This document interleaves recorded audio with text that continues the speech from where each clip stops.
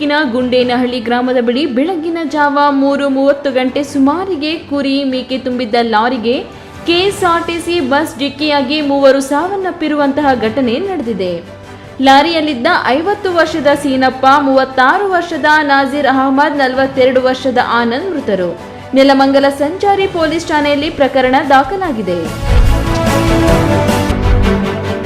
Russia ಅಧ್ಯಕ್ಷ Vladimir Putin ಜೊತೆಗೆ ದ್ವಿಪಕ್ಷೀಯ ಮಾತುಕತೆಯ ನಂತರ ಅಮೆರಿಕ ಅಧ್ಯಕ್ಷ ಡೊನಾಲ್ಡ್ ಟ್ರಂಪ್ ಮಹತ್ವದ ಘೋಷಣೆ ಮಾಡಿದ್ದಾರೆ. ಪುಟಿನ್ ಜೊತೆಗಿನ ಮಾತುಕತೆ ಅತ್ಯಂತ ಚೆನ್ನಾಗಿ ನಡೆದಿದೆ. ರಷ್ಯಾ ಮತ್ತು ಉಕ್ರೇನ್ ಮಧ್ಯೆ ಕದನ ವಿರಾಮ ಅಲ್ಲ, ಶಾಶ್ವತ ಶಾಂತಿ ಒಪ್ಪಂದ ಏರ್ಪಡಲಿದೆ ಎಂದು ಟ್ರಂಪ್ ಹೇಳಿದ್ದಾರೆ. ಈ ವಿಚಾರವಾಗಿ ಸಾಮಾಜಿಕ ಮಾಧ್ಯಮ ಎಕ್ಸ್ ಮೂಲಕವೂ ಟ್ರಂಪ್ ಹೇಳಿಕೆ ಬಿಡುಗಡೆ ಮಾಡಿದ್ದಾರೆ. ಉಕ್ರೇನ್ ಅಧ್ಯಕ್ಷ ವೊಲೊಡಿಮಿರ್ ಜೆಲೆನ್ಸ್ಕಿ ಸಹ ಅಮೆರಿಕಕ್ಕೆ ಬರಲಿದ್ದು ಅವರ ಜೊತೆಗೂ ಮಾತುಕತೆ ನಡೆಯಲಿದೆ, ನಂತರದಲ್ಲಿ ಒಪ್ಪಂದ ಏರ್ಪಡಲಿದೆ ಎಂದು ಟ್ರಂಪ್ ಹೇಳಿದ್ದಾರೆ. ಲವರ್ ಜೊತೆ ಸೇರಿ ಪತಿಯ ಆತ್ಮಹತ್ಯೆಗೆ ಸ್ಕೆಚ್ ಹಾಕಿದ್ದ ಪತ್ನಿಯನ್ನು ಇದೀಗ ಪೊಲೀಸರು ಬಂಧಿಸಿದ್ದಾರೆ.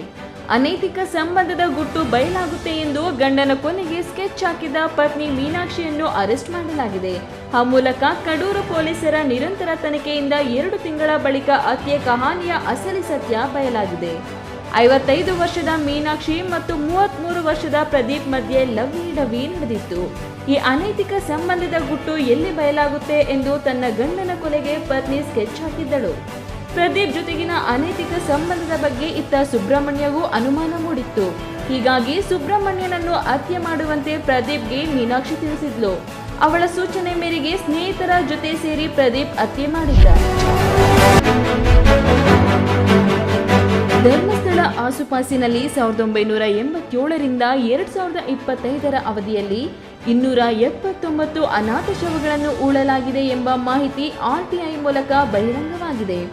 ಇವುಗಳಲ್ಲಿ ಹೆಚ್ಚಿನವು ಆತ್ಮಹತ್ಯೆ ಪ್ರಕರಣಗಳಿಗೆ ಸಂಬಂಧಿಸಿವೆ ಎಂದು ಆರ್ಟಿಐ ಅರ್ಜಿಗೆ ಧರ್ಮಸ್ಥಳ ಗ್ರಾಮ ಪಂಚಾಯಿತಿಯ ಸಾರ್ವಜನಿಕ ಮಾಹಿತಿ ಅಧಿಕಾರಿಗಳ ನೀಡಿದ ಉತ್ತರದಿಂದ ತಿಳಿದು ಬಂದಿದೆ. ಮತ್ತೊಂದೆಡೆ ಅನಾಮಿಕ ದೂರಿನ ಹಿನ್ನೆಲೆಯಲ್ಲಿ ಎಸ್ಐಟಿ ತನಿಖೆ ತೀವ್ರಗೊಂಡಿದೆ. ಗುಜರಾತ್ನ ಕಚ್ ಜಿಲ್ಲೆಯಲ್ಲಿರುವ ಮದಾಪರ್ ಎಂಬ ಗ್ರಾಮ ವಿಶ್ವದ ಅತ್ಯಂತ ಶ್ರೀಮಂತ ಗ್ರಾಮವಾಗಿದೆ.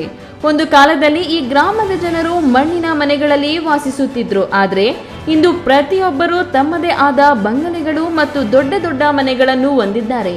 ಈ ಹಳ್ಳಿಯ ಪ್ರತಿಯೊಬ್ಬರೂ ಕೂಡ ಲಕ್ಷಾಧಿಪತಿ, ಕೋಟ್ಯಾಧಿಪತಿಗಳು. ಈ ಗ್ರಾಮದ ಜನಸಂಖ್ಯೆ ಸುಮಾರು 92,000. ಇಲ್ಲಿ 7,600 ಕುಟುಂಬಗಳಿದ್ದು ಇಲ್ಲಿ ಒಟ್ಟು 17 ಬ್ಯಾಂಕ್ಗಳಿವೆ. ಈ ಬ್ಯಾಂಕ್ಗಳು 5,000 ಕೋಟಿ ರುಗಳಿಗಿಂತ ಹೆಚ್ಚಿನ ಠೇವಣಿಗಳನ್ನು ಹೊಂದಿವೆ. ಇದು ಮಧ್ಯಮ ಗಾತ್ರದ ನಗರದ ಆರ್ಥಿಕತೆಗೆ ಸಮಾನವಾಗಿದೆ. ತಾಂತ್ರಿಕ ದೋಷ ಹಿನ್ನೆಲೆಯಲ್ಲಿ ಮುಂಬೈಗೆ ಹೊರಟಿದ್ದ ವಿಮಾನ ಬೆಳಗಾವಿಯಲ್ಲಿ ತುರ್ತು ಭೂಸ್ಪರ್ಶವಾಗಿದೆ.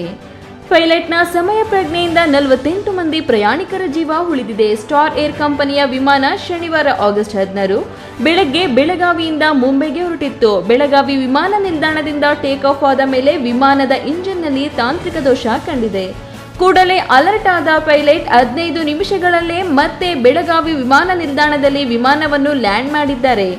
ಪೈಲಟ್ನ ಸಮಯ ಪ್ರಜ್ಞೆಯಿಂದ ಪ್ರಯಾಣಿಕರ ಜೀವ ಉಳಿದಿದೆ. ಸ್ಟಾರ್ ಏರ್ ಕಂಪನಿ ಪ್ರಯಾಣಿಕರಿಗೆ ಮತ್ತೊಂದು ವಿಮಾನದ ವ್ಯವಸ್ಥೆ ಮಾಡಿ ಮುಂಬೈಗೆ ಕಳುಹಿಸಿಕೊಟ್ಟಿದ್ದಾರೆ. ವಿಮಾನಯಾನ ಸಂಸ್ಥೆ ತಾಂತ್ರಿಕ ದೋಷ ಬಗ್ಗೆ ಮಾಹಿತಿ ಪಡೆಯುತ್ತಿದೆ.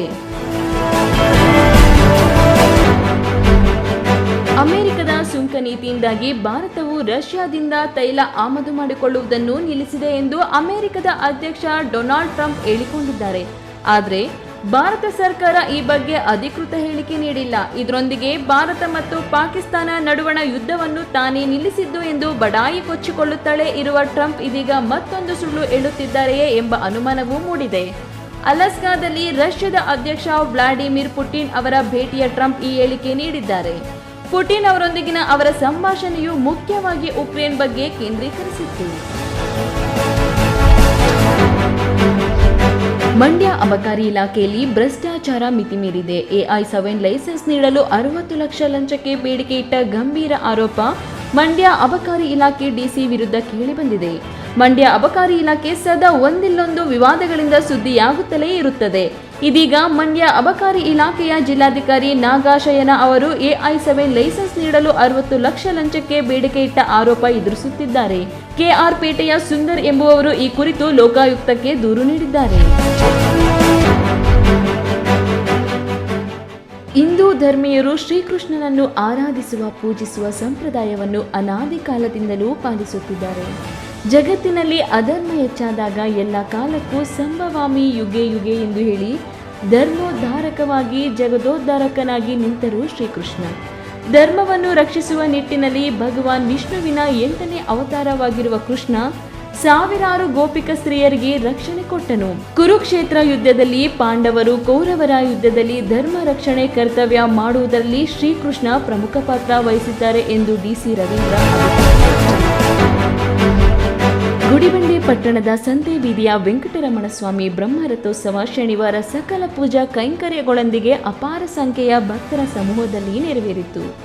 ಮುಜರಾಯಿ ಇಲಾಖೆ ಮತ್ತು ಶ್ರೀ ಲಕ್ಷ್ಮೀ ವೆಂಕಟರಮಣ ಸ್ವಾಮಿ ದೇವಸ್ಥಾನ ಅಭಿವೃದ್ಧಿ ಟ್ರಸ್ಟ್ ಸಂಯುಕ್ತಾಶ್ರಯದಲ್ಲಿ ಶ್ರಾವಣ ಮಾಸದ 4ನೇ ಶನಿವಾರ ಬ್ರಹ್ಮರಥೋತ್ಸವ ಅಂಗವಾಗಿ ಬೆಳಗ್ಗೆ ದೇವಾಲಯದಲ್ಲಿ ದೇವರಿಗೆ ಅಭಿಷೇಕ, ಕೃಷ್ಣ ಗಂಧೋತ್ಸವ ಮತ್ತು ಬ್ರಹ್ಮರಥೋತ್ಸವಕ್ಕೆ ವಸಂತ ಸೇವೆ ನೆರವೇರಿಸಿದ ಬಳಿಕ ರಥದಲ್ಲಿ ದೇವರ ಉತ್ಸವ ಮೂರ್ತಿಯನ್ನು ಕುಳ್ಳಿರಿಸಿ ಹೋಮ ಹವನ ಪೂಜಾ ಕೈಂಕರ್ಯಗಳನ್ನು ನೆರವೇರಿಸಲಾಯಿತು. ರಥವನ್ನು ವಿವಿಧ ಬಗೆಯ ಹೂವುಗಳಿಂದ ಅಲಂಕರಿಸಲಾಗಿತ್ತು.